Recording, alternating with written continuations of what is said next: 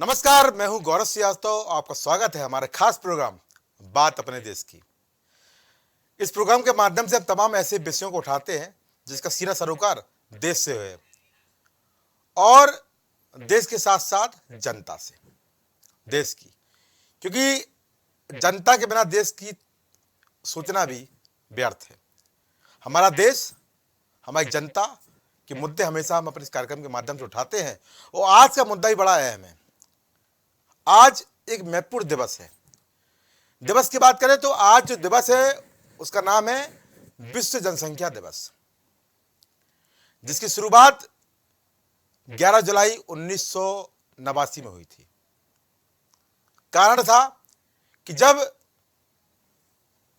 जुलाई 1987 में विश्व की जनसंख्या 5 अरब से ज्यादा पहुंच गई थी, तब उस समय के दार्शनिक रहे डॉक्टर केसी जकारिया ने एक महत्वपूर्ण सुझाव दिया यूएन में, और उस सुझाव के माध्यम से 11 जुलाई 1989 से हर साल विश्व जनसंख्या दिवस मनाया जाता है। कारण जनसंख्या को नियंत्रित करने के लिए, कारण सबके लिए व्यवस्था लाने के लिए, कारण स्वास्थ्य, जल, भोजन, आवास जैसी बुनियादी सुविधाओं को सबको पहुंचाने के लिए। क्योंकि अगर जनसंख्या कम होगी तो जो सारी जरूरी बुनियादी जरूरतें हैं वो सबको मुहैया हो पाएंगी। तो यहां पर जो विश्व जनसंख्या दिवस है उसकी यहां पर हम चर्चा करने के लिए आ जाए हैं। और अगर हम बात करें तो जुलाई 1987 में विश्व की आबादी 5 अरब पहुंच गई थी, और जब केसी जकारिया ने इसको बताया तो उन्होंने कहा कि इसके लिए आपको जनसंख्या दिवस बनाना चाहिए। उसके माध्यम से आप जनता को बता पाएंगे कि जनसंख्या नियंत्रण करना कितना जरूरी है। और तभी से लेकर अब तक लगातार 11 जुलाई को हम विश्व जनसंख्या दिवस मनाते हैं। अगर हम वर्तमान के परिप्रेक्ष्य की बात करें तो वर्तमान में विश्व की जनसंख्या 8 अरब से ज्यादा है, और इस 8 अरब में सबका अपना अपना अनुपात है। क्योंकि यहां पर हम अनुपात की बात करेंगे तो भारत इस समय विश्व का सबसे बड़ा जनसंख्या वाला देश बन चुका है। पहले चीन था और अब फिलहाल भारत है। क्योंकि यहां पर जिस तरह से हम देख रहे हैं चीजों को कि भारत पहले नंबर 2 पे था, भारत नंबर 1 पे आ चुका है। जनसंख्या 143 करोड़ से ज्यादा हो चुकी है। भले ही हमारे के नेता 135 करोड़ 125 करोड़ बोलते रहे, पर सबको पता है कि जनसंख्या 143 करोड़ हो चुकी है और भारत विश्व का सबसे बड़ा जनसंख्या वाला देश बन चुका है। उसके बाद चीन 142 करोड़ 53 लाख की जनसंख्या के साथ दूसरे स्थान पर है, जो कहीं पहले स्थान पर होता था। जबकि चीन का क्षेत्रफल हमसे कहीं ज्यादा है, जबकि हमारा क्षेत्रफल चीन से कम है। इसके बाद बात करते हैं तो महाशक्तियों में एक संयुक्त राज्य अमेरिका, महज 32 करोड़ की जनसंख्या, क्षेत्रफल भी ज्यादा, जनसंख्या भी बड़ी कम, और विकास के नए नए आयाम हमेशा अमेरिका प्रस्तुत करता रहता है। देखिए, चर्चा वाली बात है। इसके बाद अगर हम बात करें चौथे नंबर की तो इंडोनेशिया की आती है 27 करोड़। इसके बाद बात करें तो चर्चा आती है पाकिस्तान की, लगभग 22 करोड़, और फिर ब्राजील और तमाम देश, बांग्लादेश भी आता, तमाम देश आते हैं। मैंने आप टॉप 6 के आपको मैंने नाम बताए हैं जिनकी जनसंख्या यहां पर आपको बताई गई है। नंबर 1 पे भारत, नंबर 2 पे चीन, नंबर 3 पे अमेरिका, नंबर 4 पे इंडोनेशिया, नंबर 5 पे पाकिस्तान और नंबर 6 पे ब्राजील। तमाम और नाम हुए हैं। पर यहां पर आज जो मुद्दा हमने रखा है वो रखा है जनसंख्या दिवस। और दिवस के माध्यम से जो दिवस की थीम है कि 8 अरब लोगों के लिए वादों से, संभावनाओं से, व्यवस्थाओं से भरा भविष्य हो, ये इस साल की थीम है। हर साल कोई दिवस मनाया जाता है तो थीम जरूर होती है, और थीम यूएन डिसाइड करता है, यानी संयुक्त राष्ट्र। तो यह थीम के माध्यम से यहां पर बताया गया है कि 8 अरब लोगों के लिए वादों और संभावनाओं से भरा भविष्य हो। पर यह भविष्य होगा कैसे? क्योंकि यहां भी बड़ा महत्वपूर्ण है।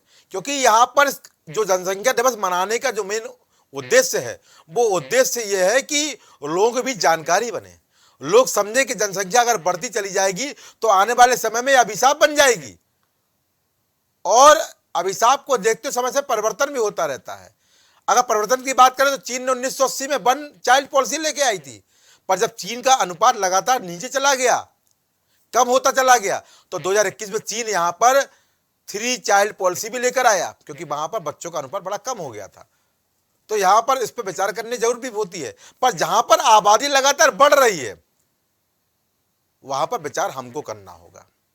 चीन का क्षेत्रफल हमसे कहीं ज्यादा है और उसकी आबादी अब हमसे कम है, और अगर वहां पर 3 चाइल्ड पॉलिसी 2021 में लाई गई है, उसका कारण भी यही है कि वहां पर अगर बच्चे कम हो रहे हैं तो क्षेत्रफल के हिसाब से वहां पर व्यवस्थाएं हैं, पर हमारे पास क्षेत्रफल सीमित है, पर हमारी जो जनसंख्या है वो ज्यादा है, और जनसंख्या जब ज्यादा होगी तो विचार करना हमारी मजबूरी है, और इसी जनसंख्या दिवस मनाया भी जाता है। यही इसका उद्देश्य है कि सारी व्यवस्थाएं सबके लिए यहाँ पर मौजूद हों। स्वास्थ्य की बात करें, पर्यावरण की बात करें, जल की बात करें, आवास की बात करें, भोजन की बात करें, सुविधाओं की बात करें, स्वास्थ्य की बात करें, शिक्षा की बात करें, ये सभी बुनियादी जरूरतें हैं जो इंसान को चाहिए। पर अगर ये जरूरतें नहीं मिलेंगी तो होगा गृह युद्ध, होगा संघर्ष, होगा परेशानी, और होगी अभाव में जिंदगी।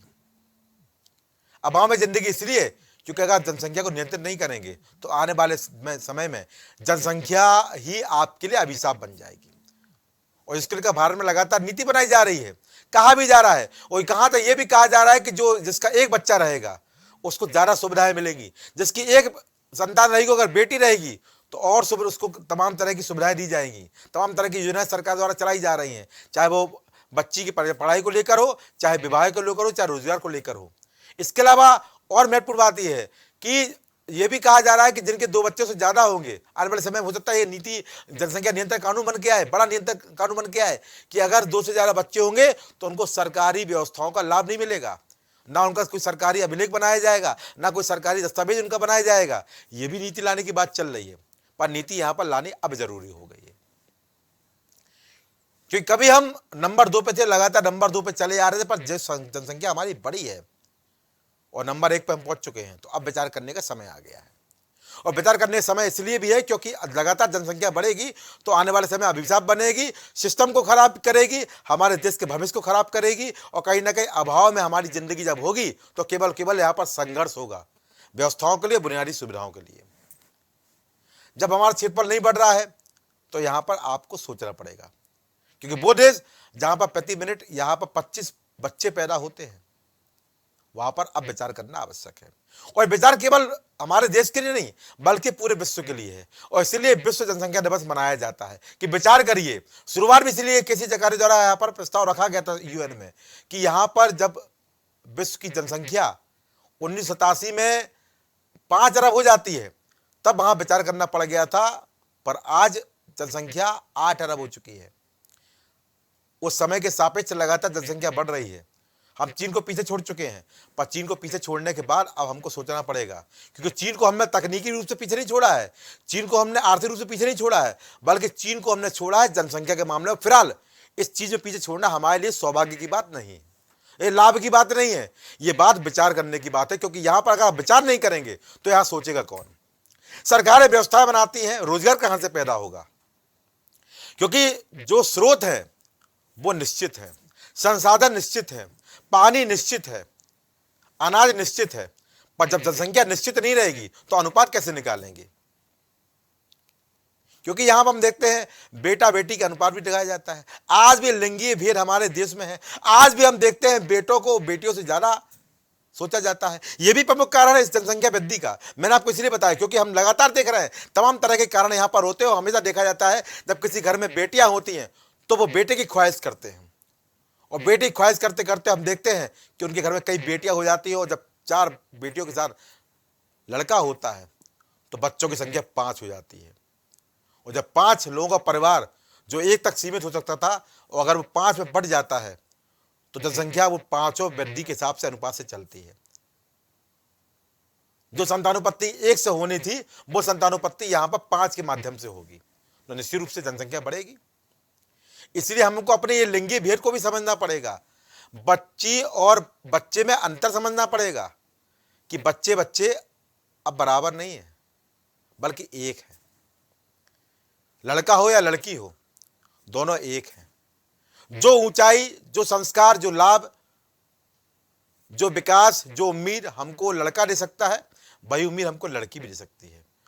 और आज के समय में जो महिलाएं कर रही हैं वो निश्चित रूप से काबिल तारीफ है। हम तमाम बड़े रिजल्ट्स देखते हैं, हम तमाम बड़ी परीक्षाएं देखते हैं, चाहे बोर्ड परीक्षाओं की बात करें और चाहे हम प्रतियोगी परीक्षाओं की बात करें, हम लगातार देखते हैं लड़कियों का परचम ऊपर रहता है, जीत कर आती हैं, देश के लिए मेडल भी लाती हैं, देश के लिए बुलेट ट्रेन भी चलाती हैं, देश के लिए हवाई जहाज भी उड़ाती हैं और देश को राजनीति में भी प्रतिनिधित्व देती नजर आती हैं।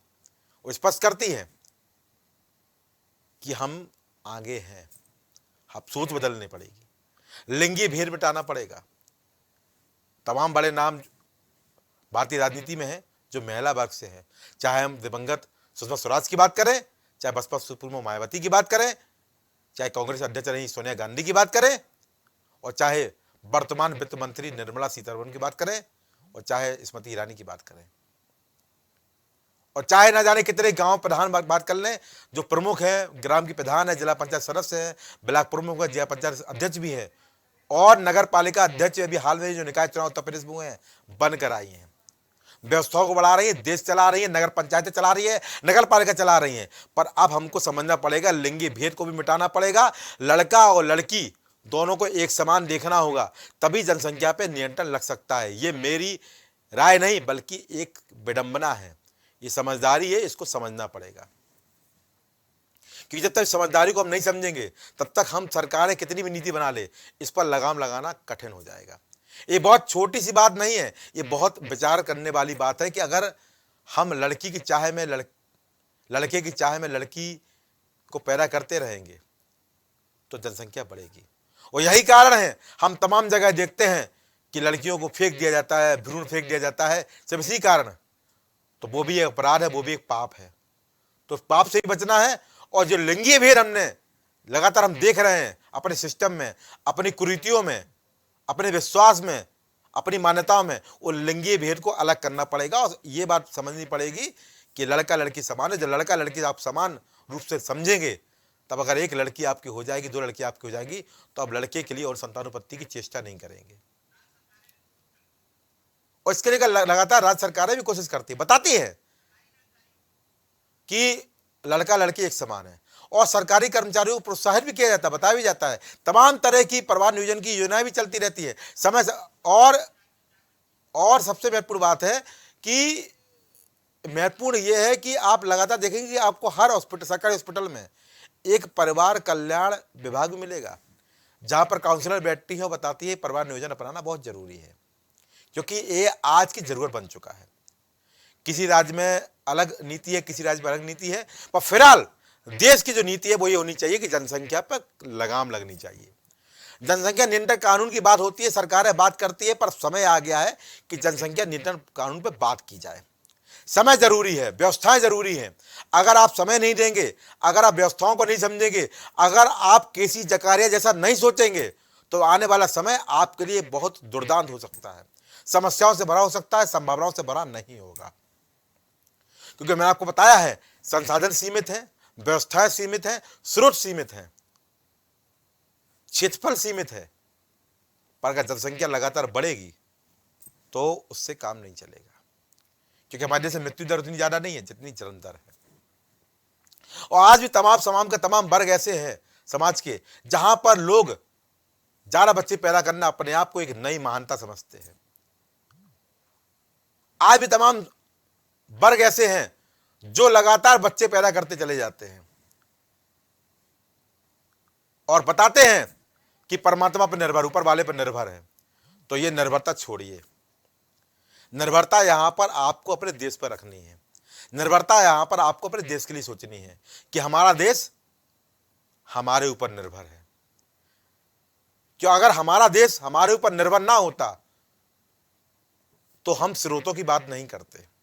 हमारा देश जो विश्व का सबसे बड़ा लोकतंत्र है, हमारा देश जो विश्व में संभावनाओं का देश है, हमारा देश जो लगातार विश्व गुरु बनने की तरफ अग्रसर है, हमारा देश जो लगातार आर्थिक मोर्चों पे आगे बढ़ रहा है, हमारा देश जो लगातार संसाधनों में आगे बढ़ रहा है, हमारा देश जो लगातार टेक्नोलॉजी पे आगे बढ़ रहा है, पर उस देश को हमको आगे लेके जाना है तो हमको ये देखना है कि हमारा देश जनसंख्या में आगे ना बढ़े। इस पर हमको लगाम लगानी है। और चीज़ों में बढ़ता रहे, ये हम सबके लिए सौभाग्य की बात है। और चीज़ों में आगे बढ़े, ये हम सबके लिए प्रसन्नता की बात है। और चीज़ों में उन्नति करे, ये हम सबके लिए गर्व की बात है। पर कम से कम जनसंख्या में प्रगति ना करे, ये हमारे लिए गर्व की बात नहीं होगी। कि जनसंख्या बढ़ेगी तो यहाँ कष्ट होगा। पर एक सुकून की बात यहाँ पर जरूर है कि भारत की जनसंख्या में 60% से ज़्यादा युवा है, जो अन्य देशों के मुकाबले कहीं ज़्यादा है। अगर हम चीन की जनसंख्या की बात करें तो वहाँ पर जो युवाओं की अगर हम संख्या की बात करें तो महज 35 से 40% वहाँ पर युवा हैं, जो उनके लिए चिंता का कारण है। इसलिए चीन में अभी हाल में ही 2021 में हमें 2 साल पहले 3 बच्चों की पॉलिसी दी गई है, जिससे कि युवाओं का अनुपात चीन में बढ़ सके, क्योंकि युवा ही भविष्य के और देश के आधार होते हैं। पर यह हमारे लिए सुकून की बात है कि हमारे देश में जो वर्तमान की जो आबादी है उसमें 60% से ज़्यादा युवा है, जो हमारे देश के कर्णधार हैं। और इसको लेकर लगातार चीज़ें करी भी जा रही हैं। उत्तर प्रदेश के मुख्यमंत्री योगी आदित्यनाथ स्वयं इसको लेकर लगातार पहल की जा रही है। मुख्यमंत्री योगी आदित्यनाथ जो उत्तर प्रदेश के मुख्यमंत्री हैं, उन्होंने खुद स्वयं पहल की थी कि अगर आप एक बच्चा आपके होगा, एक बच्चा पैदा करेंगे या आपकी एक ही संतान होगी, तमाम तरह की सरकारी सुविधाओं में आपको छूट भी मिलेगी और तमाम सुविधाओं का आपको लाभ भी मिलेगा। और अगर आप 2 से ज़्यादा बच्चा पैदा करेंगे तो आपको यहाँ पर सरकारी नौकरी का अभाव हो सकता है। और इसको प्रस्ताव चल रहा है, हो सकता है इसको मंजूरी मिले, क्योंकि यहाँ पर नीति तो बनानी पड़ेगी। अगर आप नीति नहीं बनाएंगे तो यहाँ पर अब दृष्टिकोण रखना मुश्किल हो जाएगा। स्रोत एक, संसाधन कम, व्यवस्थाएं कम, क्षेत्रफल कम, और वो राज्य उत्तर प्रदेश जहां की आबादी विश्व के